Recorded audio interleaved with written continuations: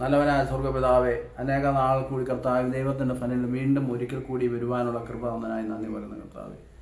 ഇന്ന് ലോകത്ത് അതിക്രമങ്ങളൊക്കെ നടക്കുമ്പോഴും കർത്താവെ ദൈവത്തിൻ്റെ ഫനിൽ കൂടി നടക്കുവാൻ, ആ വഴിയിൽ കൂടി നടന്ന് മറ്റുള്ളവരെ നേടുവാൻ, പിതാവെ ദൈവത്തിൻ്റെ വചനം രുചിച്ചറിയുവാൻ പിതാവെ അനേകർക്ക് ദൈവമേ കൃപ കൊടുക്കണമേ.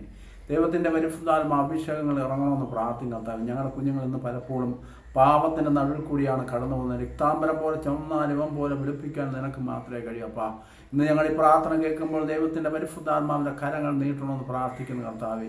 എല്ലാ പൈശാചത്തിനും പോരാട്ടങ്ങൾ യേശുവിൻ്റെ നാമത്തിൽ ബന്ധിക്കുന്ന കർത്താവെ. ദൈവമേ, ഞങ്ങൾ ഉള്ളവരെ എല്ലാവരെയും സമർപ്പിക്കുകയാണ് കർത്താവെ.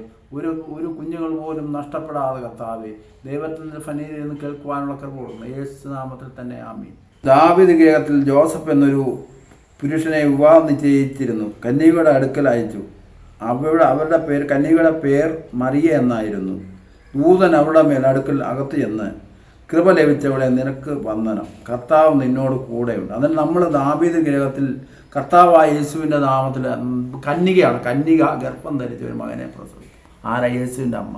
ഇന്ന് കന്യകത്വം ഉള്ളവരൊക്കെ ഉണ്ട്, പക്ഷേ ഇല്ല, പേര് കൊണ്ട് പ്രവൃത്തി കൊണ്ടില്ല. ജീവിതത്തിന് മുന്നിൽ തമ്പുരാനായ യേശു തമ്പുരാനെ തിരഞ്ഞെടുക്കുവാൻ അവിടെ പോയപ്പോൾ, അതായത് ഇത് എന്തൊരു വന്ദനം എന്ന് വിചാരിച്ച ദൂതൻ അവളോട്, മറിയെ ഭയപ്പെടേണ്ട, നിനക്ക് ദൈവത്തിൽ നിന്ന് കൃപ ലഭിച്ചു. നമ്മളാരെങ്കിലും പറയാറുണ്ടോ? നമുക്ക് ആരെങ്കിലും വേണം, നിനക്ക് കൃപയല്ല വേണ്ടിയത്, ഇന്ന് ബാങ്കിൽ സ്വർണം കൊടുക്കുമ്പോൾ എത്ര രൂപ കിട്ടും, അല്ല നമുക്ക് നമ്മുടെ ബാങ്ക് ബാലൻസ് എത്ര ഉണ്ട്, നമുക്ക് കൃപ ലഭിക്കവിടെയെന്നൊന്നും നമുക്ക് പറയാൻ സമയമില്ല. ദൈവത്തെ നോക്കി. അതല്ല മറിയ ദൈവത്തിൻ്റെ ദൈവത്തിൻ്റെ ശിശുവിനെ വഹിക്കാൻ വേണ്ടി, അവിടെ ശരീരത്തിൽ ഉരുവാവാൻ വേണ്ടി അത്രമാത്രം സഹനം സഹിച്ചയാണ് സ്ത്രീ ഭാഗ്യമുള്ളവളാന്ന് പറഞ്ഞു. അതായത് കർത്താവായ യേശു തമ്പുരാൻ പറഞ്ഞു, ദൈവത്തിൻ്റെ കൃപ ലഭിച്ചു, നിനക്ക് ഗർഭം ധരിച്ച ഒരു മകനെ പ്രസവിക്കും, അവന് യേശു എന്ന് പേരുള്ളൂ. ഇതിന് മുമ്പേ പറഞ്ഞത്, യേശു ഉണ്ടാവുന്നതിന് മുമ്പേ, അധിക നാളുകൾക്ക് മുമ്പേ പറഞ്ഞു, നിങ്ങൾ, അതായത് യേശു തമ്പുരാനെ പറഞ്ഞു, യേശു എന്ന് പേർ വിളിക്കും. നേരം മറിയ ഗർഭം ധരിച്ച് ഒരു പുത്രനെ പ്രസവിക്കും, അവന് യേശു എന്ന് പേരിടണം. യേശു ആരാ?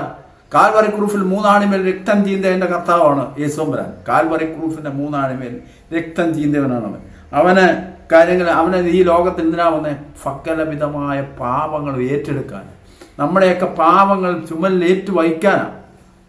എപ്പോഴും നമ്മൾ ചിന്തിക്കേണ്ടത് എന്താ അറിയോ?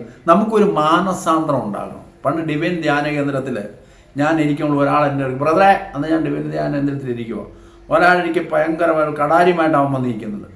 എന്നാലും എൻ്റെ എനിക്ക് ഓടി വന്നിട്ട് ഒരാൾ പറഞ്ഞു, ബ്രദറെ ചെന്ന് മേടിക്കാൻ. ഞാൻ പറഞ്ഞു, ചേട്ടാ ഇപ്പം ചെന്ന് കഴിഞ്ഞാൽ പള്ളി കുത്തിയും. അവൻ ആ സമയമാകുമ്പോൾ നമുക്ക് ഇനി തരും, അത് തരുമോ എന്ന് ചോദിച്ചു. ഞാൻ പറഞ്ഞു തരുമോയെന്ന് പറഞ്ഞു.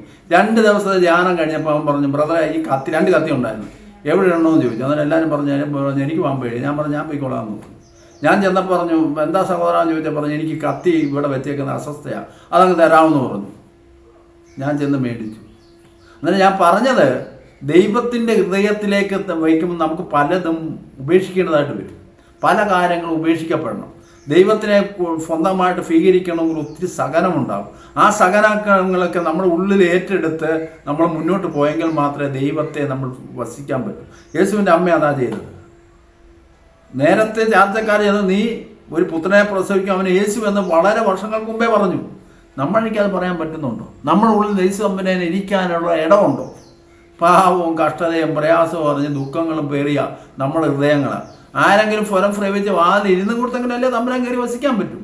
നമുക്കില്ലല്ലോ, നമുക്ക് വസിക്കണമെന്നില്ല. നമുക്ക് വല്ല ഓട്ടമാണ്, സമാധാനമില്ലാത്ത. ഞാൻ പറഞ്ഞാൽ ഈ കഴിഞ്ഞ ആഴ്ച ധ്യാനത്തിന് പോയി, എന്തോ ഒരു അനുഗ്രഹമായ ഒരു ധ്യാനമാണ്. എത്രയോ പേര് വന്നിരുന്നു, എത്രയോ പേര് കേട്ടു. ചിലവർക്കൊന്നും ഇരിക്കാൻ പറ്റുന്നില്ല. എന്താ? നമുക്ക് പാപങ്ങൾ, നമ്മൾ എന്തായിത്തീരും, എങ്ങനെ ആയിത്തീരും, പണം ബാക്കിയവർ. എൻ്റെ ഒരു കൂട്ടുകാരനുണ്ടായിരുന്നു, പുള്ളിക്കാരനെന്ന് പറഞ്ഞാൽ വളരെ പാപത്തിൽ തകർന്നു പോയവനാണ്. പുള്ളിക്ക് ഇരിക്കാൻ പറ്റത്തില്ല. ഇവരെല്ലാവരും എൻ്റെ എനിക്ക് പറഞ്ഞ് എനിക്ക് ഇച്ചിരി നരമ്പ് കുറവുണ്ടെന്ന്. ഞാനൊന്നും മിണ്ടിയില്ല. പക്ഷേ ഇവരെല്ലാം പിന്നെ എൻ്റെ എനിക്ക് പ്രാർത്ഥിക്കാൻ വന്നപ്പോൾ എല്ലാ കാര്യങ്ങളും പറഞ്ഞു. അന്നേരം അവരെന്താ പറയുന്നത് അറിയോ? ഞങ്ങൾക്കല്ല നരമ്പ് പോയത്, ഞങ്ങൾക്കാന്നാണ് പറയുന്നത്. എന്നാൽ ദൈവം തമ്പുരാനെ ഉള്ളുകൊണ്ട് നമ്മളെ യുക്തിക്ക് അനുസരിച്ച് നമ്മൾ പറയുന്നവരാണ്. നമ്മളെപ്പോഴും ദൈവം തമ്പുരാൻ്റെ ഫണ്ടൊന്ന് ഇരുന്ന് കൊടുക്കുക. അതാ തമ്പുരാൻ ഈ നോയമ്പ് കാലത്ത് നോയമ്പ് നോക്കി കുറേ കാര്യങ്ങൾ വിട്ടത്, ഇറച്ചിയും മീനും മുട്ടയും പാറൊക്കെ ഒന്ന് ഒഴിച്ച് തമ്പുരാൻ്റെ ഫണ്ടിൽ ഒന്ന് ഇരിക്കുക. അതേ ഞാൻ പറയും. നമുക്ക് 100 പറയാൻ പറ്റത്തില്ല. കഴുകന് ഉപസിക്കും. കഴുകൻ എങ്ങനെയാണെന്നറിയാം? മലയുടെ മുകളിൽ കയറി ഒന്നുമില്ലാതെ അവൻ്റെ ശരീരത്തെ ചിറകുകൾ മാത്രം അവൻ കുത്തിപ്പൊളിച്ച് എല്ലാം എടുത്ത് കളയും. എന്നിട്ട് അവനിരിക്കും. ഇവനെ കാണാൻ ചെല്ലുന്ന എന്നൊരു ഇറച്ചിയും എല്ലാം കൂടെ കാര്യങ്ങളാണ് ഇവനെ കാണാൻ ചെല്ലുന്നത് മറ്റുള്ള കഴികൾ. കാരണം അവൻ പഴുകനെ പോലെ പുതുക്കം പ്രാപിച്ച് വീണ്ടും അവൻ പറക്കാം. നമ്മളൊന്ന് ചെയ്ത് നോക്കി, നമ്മുടെ നെയ്യൊക്കെ ഒന്ന് കുറയട്ടെന്നേ. നമ്മുടെ നെയ്യൊക്കെ ഒന്ന് കുറഞ്ഞ് തമ്പുരാൻ ആ ശരീരത്തിനൊന്ന് വ്യായാമം കൊടുക്ക്, ഒരു റെസ്റ്റ് കൊടുക്ക്. നമുക്കല്ല ഇത് കഴിച്ചില്ലെങ്കിലൊന്നും നമ്മൾ മരിച്ചൊന്നും പോകത്തില്ല. ഉപവസിക്കുന്ന ദൈവം തമ്പുരാനോടൊന്ന് സഹവസിക്കുക, തമ്പുരാന്റെ സന്നിധിയിൽ അന്ന് ആയിരിക്കും. അതാ പറഞ്ഞു, പുത്രൻ വിളിക്കപ്പെട്ടു കർത്താവെ ദൈവം അവന്റെ പിതാവായ ദാവീദിന്റെ സിംഹാസനത്തിൽ അവനെ കൊടുക്കും. അവനെ യാക്കോബ് ഗൃഹത്തിൽ എന്നേക്കും രാജാവായിരിക്കും. അതിന് തമ്പുരാൻ പറയുവാണ് രാജാവായിരിക്കും. അവൻ രാജാവല്ലയോ? അവൻ ജനിച്ചത് കാലിത്തൊഴുത്തിലാണെങ്കിലും വളർന്ന കഷ്ടതയിൽ കൂടിയാണെങ്കിലും കാൽവറി കുരിശിൽ മരണമായെങ്കിലും പിന്നീട് തമ്പുരാന്റെ ജീവിതം ഉണ്ടായി. അന്ന് വരെ സഹനമായിരുന്നു. ഇന്ന് നമുക്ക് അതായത് ഒരു സഹനം കിട്ടിയാൽ നമ്മൾ എന്ത് ഓടും. ദൈവത്തെ വിട്ട് തള്ളി പറഞ്ഞത് എത്ര വട്ടം നമ്മൾ, ഞാൻ ഉൾപ്പെടെ എത്ര വട്ടം തള്ളി പറഞ്ഞിട്ടുണ്ട്. കാര്യം കണ്ടാൽ നല്ലതാ, തമ്പുരാനും നല്ലത്, എല്ലാവരും നല്ലത്. നോ എന്ന് പറഞ്ഞാൽ ഈ നിൽക്കുന്നവനൊന്നും കൊള്ളത്തില്ല. അത് തമ്പുരാൻ പറഞ്ഞത്, നിന്റെ മേൽ അത്യുന്നത ഭക്തി നിന്റെ മേൽ നേരിടും. ആകയാൽ ഉത്ഭവിക്കുന്ന വിശുദ്ധ പ്രജ ദൈവപുത്രൻ എന്ന് വിളിക്കപ്പെടും. നിന്റെ ചാർച്ചക്കാരി എലിസബത്തും വാർദ്ധക്യത്തിൽ ഒരു മകനെ ഗർഭം ധരിച്ചു എന്ന് പറഞ്ഞവർക്ക് ഇത് 6-ാം മാസമാണ്. നമ്മളൊന്ന് ചിന്തിച്ചു നോക്കി. ദൈവം എനിക്കൊന്നേ പറയാനുള്ളൂ, ഈ ഉപവാസം എന്ന് പറഞ്ഞാൽ ദൈവത്തിൻ്റെ ജന്മപ്പെരുന്നാളോട് കൂടി നമ്മളൊന്ന് ജനിച്ച് നമ്മുടെ ഉള്ളിൽ ദൈവത്തെ ഉൾക്കൊള്ളാൻ, നമ്മുടെ ശരീരത്തിൽ നമ്മുടെ ഹൃദയത്തിൽ ദൈവത്തെ ഒന്ന് കയറ്റിയിരുത്തുവാൻ നമുക്കൊരു കൃപ ഉണ്ടാവട്ടെ. നമ്മളെങ്ങും ഓടണ്ട. ദൈവം തമ്പുരാൻ ഈ യേശുവിൻ്റെ ജനനത്തിൽ നമുക്കും കൂടെ ഇരിക്കാം, തമ്പുരാൻ്റെ കൂടെ ഇരിക്കാം. എന്താ ഇരിക്കാൻ നിങ്ങൾക്ക് സമ്മതമാണോ? ഇരിക്ക്. 10 ദിവസം നമ്മുടെ സഭ ഇന്ന് തന്നിട്ടുണ്ട് 10 ദിവസം. ഈ 25 ദിവസം എടുത്താൽ എന്താ കുഴപ്പം? ഹോസ്പിറ്റലിൽ പോയി ഡോക്ടർ പറയുക നിങ്ങൾ ഇന്ന രോഗം 10 നമ്മളെ എടുക്കത്തില്ലല്ലോ, പേടിയാ ഡോക്ടർമാർ പറഞ്ഞ. പക്ഷെ തമ്പുരാന്റെ കാര്യം വരുമ്പോൾ നമുക്ക് വിശ്വാസം. ഏറ്റവും കൂടുതൽ ക്രിസ്ത്യാനികൾക്കെന്ന് പറഞ്ഞു കഴിഞ്ഞാൽ അത് ചെയ്യല്ലേ എന്ന് പറഞ്ഞാൽ അവർ ചെയ്തിരിക്കും. നമ്മളൊന്ന് സഹവസിച്ചില്ലേ, തമ്പുരാന്റെ ഫലം ഒന്ന് ഇരിക്ക്, തമ്പുരാൻ തരുമെന്നേ. കർത്താവ് എന്താണ്? വിശ്വസിച്ചാൽ ദൈവമാത്രം കാണുമെന്ന് പറഞ്ഞു. നീ വിശ്വസിക്കേ, നിനക്ക് കിട്ടും. കിട്ടത്തിലൊന്നും പറയാനല്ല. നമ്മൾ കിട്ടിയണമെങ്കിൽ നമ്മൾ എന്ത് ചെയ്യണം? പ്രവർത്തിക്കണം. പ്രവർത്തിക്കുന്നതാണ് പ്രാർത്ഥന. പ്രാർത്ഥിച്ചെങ്കിലേ ഇത് നടക്കും. ഒരു വൃക്ഷം നട്ടെങ്കിൽ അതിന് വളവും വെള്ളവും ഒഴിച്ചെങ്കിൽ മാത്രമേ വളരും. അല്ലാതെ നട്ടെന്ന് പറഞ്ഞിട്ട് വല്ല കഥയുണ്ടോ? ജോൺ ജേക്കബ് പോയി ബ്രദർ നട്ടു എന്നല്ല പറഞ്ഞു. അതിന് വളവും വെള്ളവും കിട്ടിയെങ്കിൽ മാത്രമേ അത് വളരൂ. നമ്മൾ വളർത്താൻ നമ്മുടെ ഉള്ള യേശു കുഞ്ഞിനെ കയറ്റി ഇരുത്ത്, യേശു കുഞ്ഞിനെ വളർത്ത്. നമ്മൾ അത് വളർന്നെങ്കിൽ മാത്രമല്ലേ നമുക്ക് തമ്പുരാൻ നമ്മളെ പരിപുഷ്ടിക്കും. യേശു കുഞ്ഞിനെ ഇരിക്കാനുള്ള ഒരു ഇടം കൊടുക്കും. നമ്മൾ ഇടം കൊടുക്കുമ്പോഴാണ് ദൈവത്തിൻ്റെ പരിശുദ്ധാത്മാവ് എന്നിൽ നിങ്ങളിലേക്കും വരുന്നത്. നമ്മളൊന്ന് ചിന്തിച്ചേ, യേശു തമ്പുരാൻ ആരാണെന്ന് നമ്മളൊന്ന് ചിന്തിച്ച്. നമ്മളെ 24 മണിക്കൂർ തിന്ന് സുഖിച്ച് അങ്ങോട്ടല്ല എടുക്കുമ്പം അതാ കിടക്കുന്നതെന്ന് പറഞ്ഞാൽ പോരാ.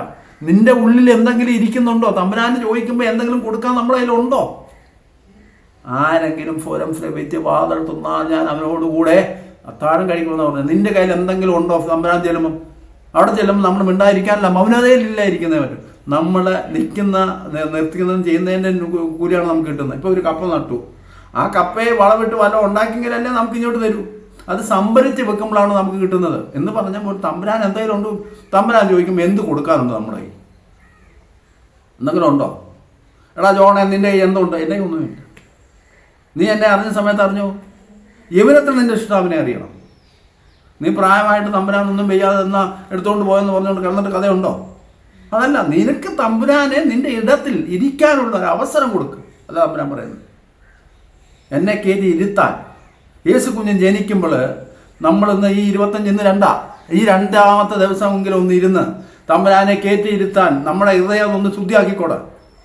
നമ്മളൊക്കെ കഴിഞ്ഞില്ലെങ്കിൽ പിന്നെ ക്രിസ്ത്യാനികളാന്ന് പറഞ്ഞിട്ടൊന്നും കഥയില്ല. വല്ലവരുടെയും വീട്ടിലെ കാര്യങ്ങൾ നടന്നത് ഓക്കെയാണെന്ന് നമ്മൾ പറയും. അവിടെ ഓക്കെയാണ്, ഇവിടെ നല്ലതല്ല. വല്ലവൻ്റെ മക്കളെ കണ്ടു അവനെ കണ്ടുപിടി. നമ്മുടെ മക്കൾ എത്ര ചെയ്താലും നമ്മുടെ കാര്യങ്ങൾ പറയാനുണ്ടോ? നമ്മുടെ ദൈവത്തെ ഹൃദയത്തിലേക്ക് കയറ്റിയിരുത്താൻ നമ്മളെ കൊണ്ട് പറ്റുന്നില്ല എങ്കിൽ നമ്മൾ പ്രാർത്ഥിച്ചിട്ട് കഥയില്ല. ഈ 25 ദിവസം നമുക്ക് രോഗമുണ്ട്. ചിലവർക്ക് കോഴിയെ കണ്ടാൽ മതി, പ്രഷറാണ്. എന്തെങ്കിലും റോഡിൽ കൂടെ ഇതിലെ കൂടെങ്കിലും പോയാൽ മതി, ഷുഗറാ. തമ്പുരാന് വേണ്ടി എന്തെങ്കിലും കൊടുക്കാനുണ്ടോ?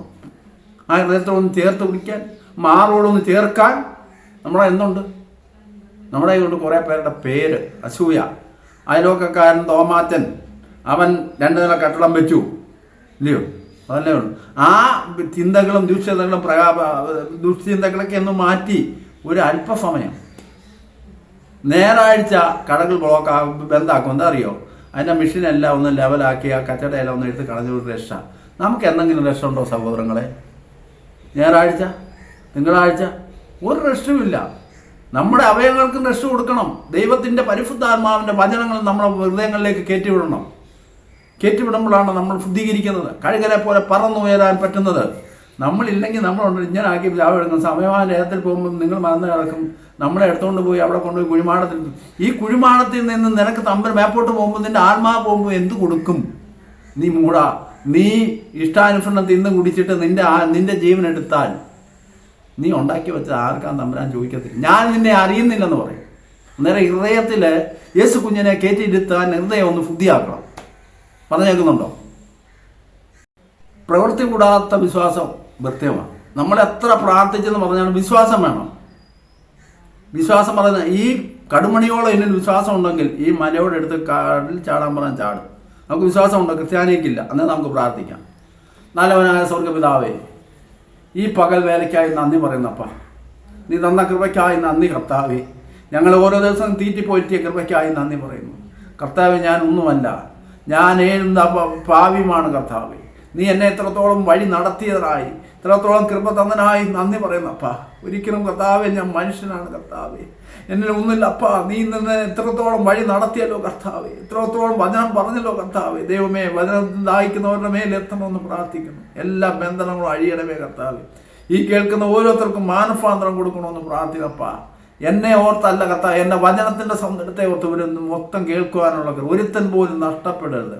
എല്ലാം പരിശുദ്ധാത്മാവിന്റെ നിറവ് നിറയ്ക്കണം. കടബാധയുള്ളവർ, പ്രായമെത്തിയെത്തിയവർ, കുടുംബത്തിൽ സമാധാനമില്ലാത്തവര്, കുഞ്ഞുങ്ങളെ കെട്ടിക്കാൻ നിവൃത്തിയില്ലാത്ത, ഒരു നേരത്തെ ആഹാരമില്ലാതെ വസ്ത്രമില്ലാതെ കിടക്കുന്ന അനേക മക്കളും നിന്റെ കരങ്ങളപ്പ. വീടില്ലാത്തവരെ ഓർത്ത് പ്രാർത്ഥിക്കുന്നപ്പ. ദൈവമേ, എത്രയോ എണ്ണം മരണപ്പഴയായി കടന്നുപോയി ചെറുപ്പക്കാർ കർത്താവേ. ദൈവമേ, അതിനായിട്ടും ഉപരിയായിട്ട് ഞങ്ങളെ തീറ്റിപ്പോയിട്ട് നിന്റെ ചിറകടി കോഴി തന്റെ കുഞ്ഞുങ്ങളെ ചിറകിൽ മറയ്ക്കുന്ന പോലെ ഞങ്ങളെ മറച്ചല്ലോ അപ്പച്ച. ദൈവമേ അപ്പ, നിന്നോടും സ്വർഗത്തോടും നിന്റെ മകനെന്ന് വിളിപ്പാൻ ഞങ്ങൾക്ക് യോഗ്യമില്ലപ്പ. നീ ഞങ്ങളെ സ്വർഗത്തിലെ മകനാക്കി കൂട്ടിച്ചേർത്ത കൃപയ്ക്കായി നന്ദി പറയുന്നപ്പ. ഞങ്ങൾ ഒരിക്കലും ദൈവമേ നിന്നെ കളരാത്തവനായി മാറിപ്പോയവരാണപ്പ. വീണ്ടും ഞങ്ങളെ ചേർത്ത് പിടിക്കുന്ന കൃപയ്ക്കായി നന്ദി പറഞ്ഞപ്പ. ദൈവമേ, നീ ഞങ്ങളെ ഒരിക്കൽ കൂടി ചേർത്ത് പിടിച്ചല്ലോ അപ്പ. നിന്നെ അപ്പ മകനെന്ന് വിളിപ്പാൻ ഞങ്ങൾക്ക് യോഗ്യത എന്തായാലും മാറോട് ചേർത്ത് ഒന്റെ ദൈവം ഉണ്ടെന്ന് ഞാൻ പറയുന്നപ്പ. ആ വചനത്തെ ഊർക്കിപ്പിടിച്ച് അനേകം മക്കളെ നിന്റെ കരങ്ങളിലേക്ക് തരുകയാണപ്പ. ഒരു മക്കൾ പോലും നഷ്ടപ്പെടുന്നത് ഞങ്ങളുടെ മക്കളൊക്കെ കഞ്ചാവുമായി കുരുങ്ങിലേക്ക് കിടക്കുന്ന അനേകം മക്കളെ നിന്റെ കരങ്ങളിലേക്ക് തരുന്നപ്പ. അവരെല്ലാം ചേർത്ത് പിടിക്കണപ്പ. ഞങ്ങളുടെ കുറവുകളപ്പ ഓർക്ക് കർത്താവേ, ഞങ്ങളുടെ മക്കൾ വരുന്ന പോലും നഷ്ടപ്പെടരുത് കർത്താവേ. നിന്റെ സന്നദ്ധയിലായിരിക്കാൻ ദൈവമേ ഞങ്ങൾക്ക് തന്നല്ലോ കർത്താവേ. 150 മേനി കൊയ്തെടുക്കുവാൻ കർത്താവേ ഈ കൃപ കൊണ്ട് നടത്തുമെന്ന് പ്രാർത്ഥിക്കുന്നു കർത്താവേ. ഈ വചനങ്ങളിലേക്ക് എത്തുവാൻ കർത്താവേ തടസ്സങ്ങൾ നിൽക്കുന്ന എല്ലാ മക്കളെയും നിന്റെ പരങ്ങൾ കർത്താവേ. ആരെല്ലാം ഓർത്ത് പ്രാർത്ഥിപ്പാൻ കടപ്പെട്ടു അവരെല്ലാം ഓർത്ത് പ്രാർത്ഥിക്കുന്ന അവരുടെ കുടുംബത്തിൽ സമാധാനം സന്തോഷവും കൊടുക്കണേ കർത്താവേ. ഇന്ന് കേൾക്കുന്നവരോട് കൂടെ കർത്താവേ, ഞങ്ങളെ നാളെ കാണുന്നില്ല കർത്താവേ. ഈ സന്നിധിയിലൊക്കെ നിന്റെ കരങ്ങൾ തരുന്നു. എല്ലാ മക്കളും ഓരോരുത്തർ പ്രാർത്ഥിക്കും. ധ്യാന കൂട്ടത്തിൽ വന്ന അനേകം മക്കൾ പറഞ്ഞിട്ടുണ്ട് കർത്താവേ. അവരെല്ലാം പേരായി ഓർത്ത് പ്രാർത്ഥിക്കുന്നു. യേശുവിന്റെ നാമത്തിൽ തന്നെ ആമേൻ.